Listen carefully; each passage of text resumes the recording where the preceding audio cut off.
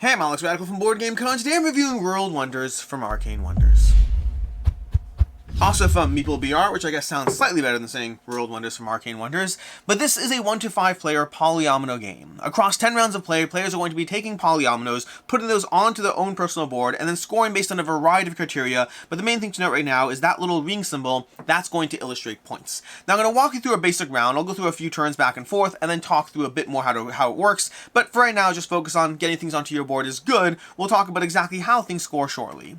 So, to that end, let's pretend I'm going first over here. I'm going to go ahead and choose to buy one of these tiles. You will start with a road over here, so I'm going to start with that. I'm going to spend 4 money over here, and I'm going to grab this tile over here. Let's say over here, this one costs 4, you can see on the board. And I'm going to go ahead and place that onto my board. Let's go ahead and figure out where we can place this. Well, we're going to place our road at the same time. And you know what? This is going to be a little helpful. It might not be the best. I don't know why I took that from the top. I apologize. Let's take this one over here. So I took this one over here, and let's go ahead and place this like so. We're going to place it like so over here, and then place this down here. There you go. I placed that down with my board. Now, the first rule you have to note is roads have to be placed adjacent to roads or adjacent to towers. You have these towers over here, and you place a road next to a road or a tower or the specific edge of the board. This specific edge of the board has a slightly different pattern than the rest. You can place roads there. Now, buildings, on the other hand, buildings have to be placed next to either buildings of the same type or next to roads. So you can start to see how roads will become incredibly important because I can't, for my next move, I cannot place this down here. That's not a legal placement. And so maybe it's in my best interest to try to go ahead and get a road over here, because if I can put a road over here, then I could place this down over here. There's lots of things I'm doing that are not efficient right now, but we'll talk more about that.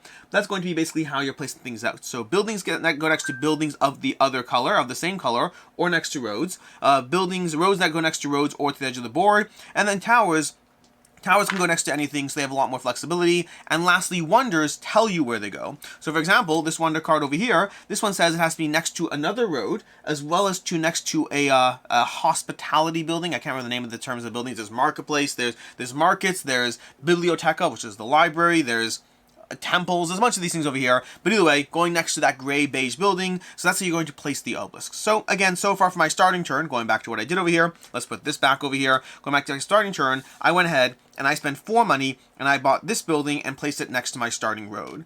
Then another player will go ahead and take their turn, maybe they'll go ahead and grab this tile, that means that tile's gone. You only have these tiles in play right now. Back to my turn, I'll go ahead and spend 1 money and buy this road. Ooh, if I do that, you know what, let's go and show you some mechanics over here. So I'm going to buy this tile over here, and we'll place that in play. Don't know where I'm going to place it right now. Let's place it down over here, trying to put it like so. Then, we're going to have another player go. They're going to go ahead, and you know what, they'll grab this tile, remove it from play, another player, third player goes, whatever it is.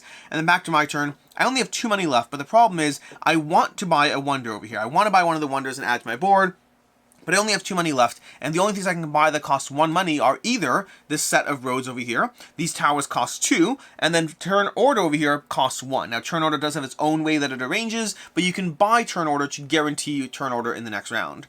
But what I'm going to do right now is I'm going to go ahead and take a loan. So I'm going to show you another mechanic in the game. Where I'm going to go ahead and take a loan. I'll take one of these over here, place it next to my board. That's going to give me 2 extra money. So this round I can go up to 9, but in a future round I'll have to pay it back paying 3 money or lose 2 points at the end of the game, which is not worth it. So you will want to pay back that loan in the future. But right now I can spend up to 9 over here, so I have a bit more flexibility. I'll go ahead and I will buy this tile over here. So I'm going to buy this tile over here. I'm going to place it down to my board, let's say over, I don't know what I'm doing right now. I'm just trying to place things out. Let's place this like so. Is it not the most efficient? You know, let's do like that. There we go. We've done it like there.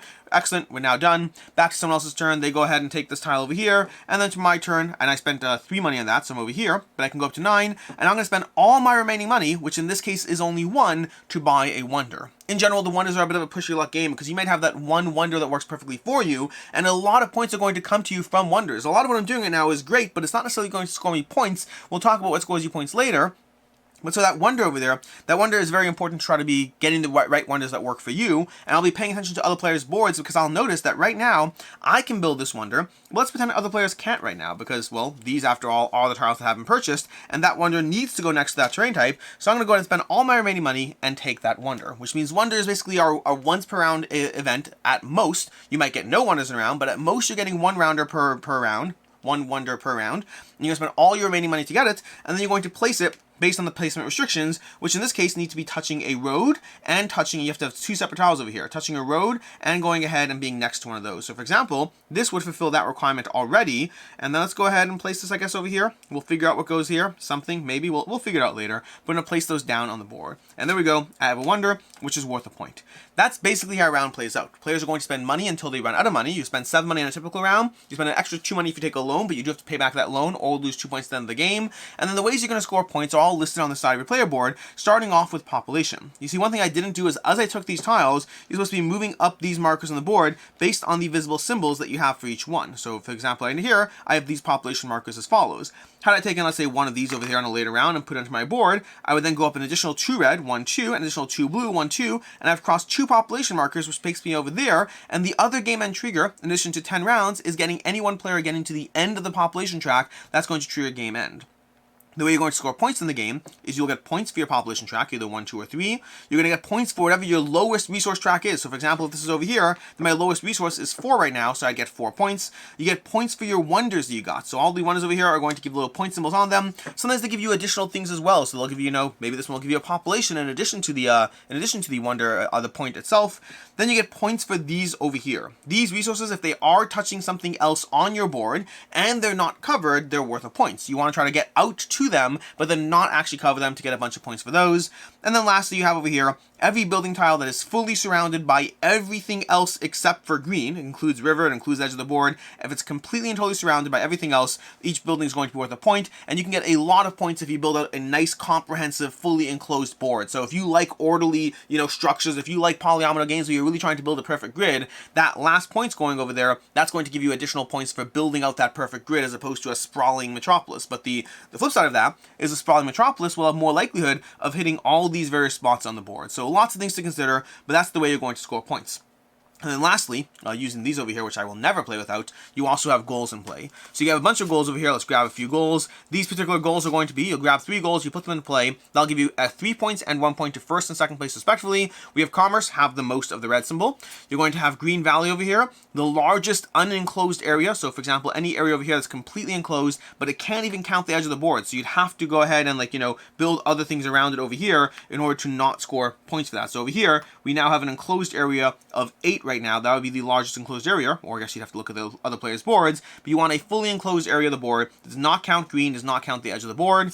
And over here we have City of Wonders, have the most monuments in play. But there's an entire deck of those. Those are just 3 that would be in play. You have an entire deck of these different goals that'll give you different things to vie for. You have an entire deck of the different wonders. The wonders have various placement restrictions. We only talked about one of them, which is what they have to be next to. But sometimes they have specific requirements as far as the shape. Well, the shape of the wonder is what it is. You have over here, you have disconnected wonders that have to touch in some way, shape, or form. And then you also have wonders that might require certain combinations of water and land as far as how they're placed. But those will all give you additional things to go for. But that is basically how you play World Wonders. Across 10 rounds of play, or until one player gets to the end of the population track, you are trying to place various polyominoes onto your board, trying to gather wonders, being mindful of the restriction, and trying to just play that optimization game as far as filling out your board and going for all those scoring criteria as efficiently as possible, better than the other players by the time the game ends. As far as the review, starting off with ease of play, the rulebook for this is very clear, very straightforward. The table space in the game is not a lot. You basically have your center board over here, and then each player has this much going on, and you can structure these however you want. As far as I believe I put them like this generally when I'm playing, but for the review sake over here, it just looks nicer like that. But either way, table space is not overly too much. Game time comes in around 30 to 45 minutes. It does depend how fast you're moving. I've played games of this in 30 minutes. I've played games that took close to an hour. It does depend as far as, the player count, how fast you're moving, how much table talk. This could be a very quick moving game, or it could be something you just sit down and have a good time with.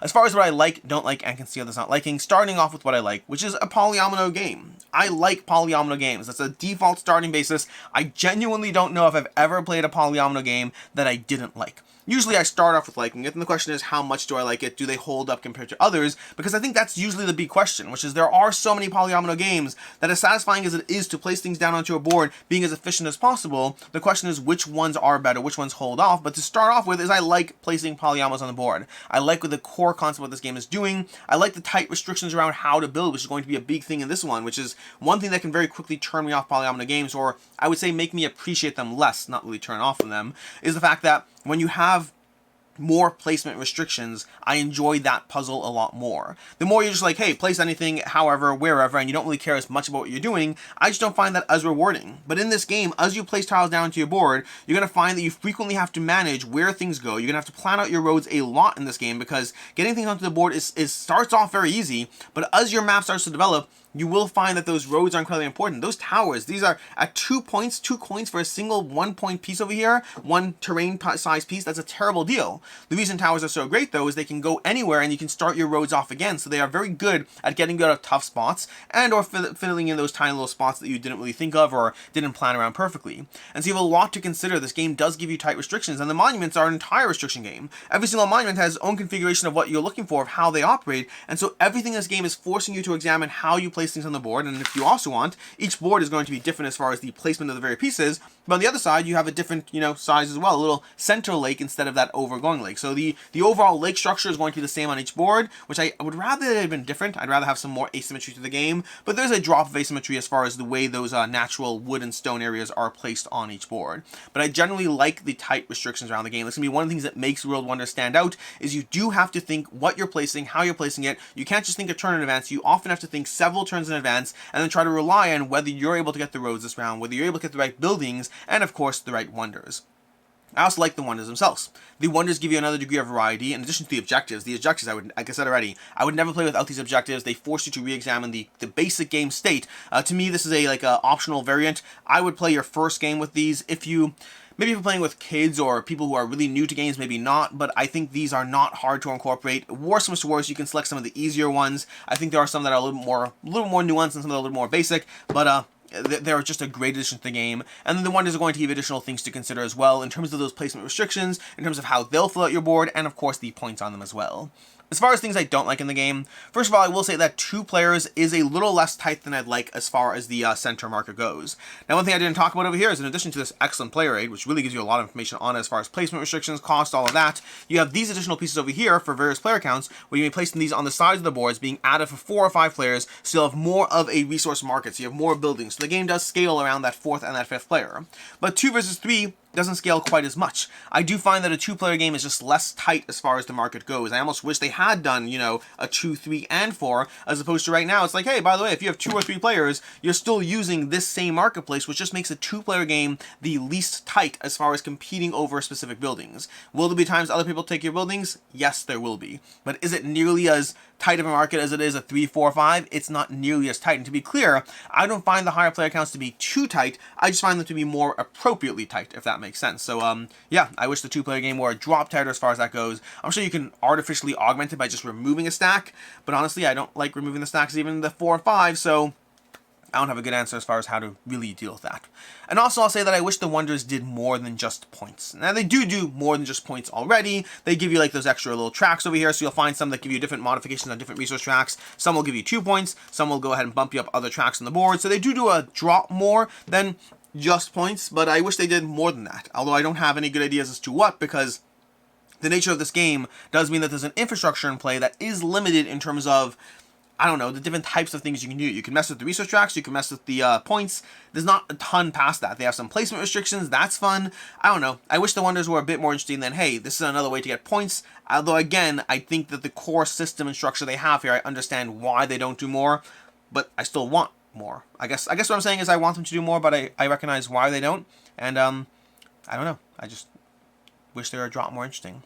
As far as what I can see others not liking, first of all, the randomness of when wonders come out. In general, the wonders you're always going to have 3 wonders in play. So you're going to play a 3rd wonder every time you have one, and so you're going to have wonders in play. The only problem with that is that the wonders are completely random as far as whether they fit within your existing board. As you're building out your own little private board here, as you're gathering various tiles, wonders need different things, and you can't really plan around what a wonder will need. You can plan to drop more as you play the game more, but there is a limit as far as what you can realistically do in terms of planning out your wonders. And that means that you might draw a new wonder that, like, hey, look at that, I can build that wonder. Look at me, I can build 3 other wonders in the marketplace. And you're like, I can only build 1, and it's not my fault, it's just the random nature of the game. And I think it's definitely a fair critique that the wonders, which are a huge part of the game, it's called World Wonders after all, they are a bit random as to whether they work with what you've already built in the game, and there's not a ton of planning around that. I almost wish there was more of a and I guess you could house rule it now that I'm thinking about this. I almost wish there was more of a incoming row of wonders that was like, you know, trailing down so you can see the next upcoming wonders as you played, which means you could play around things coming out in the future.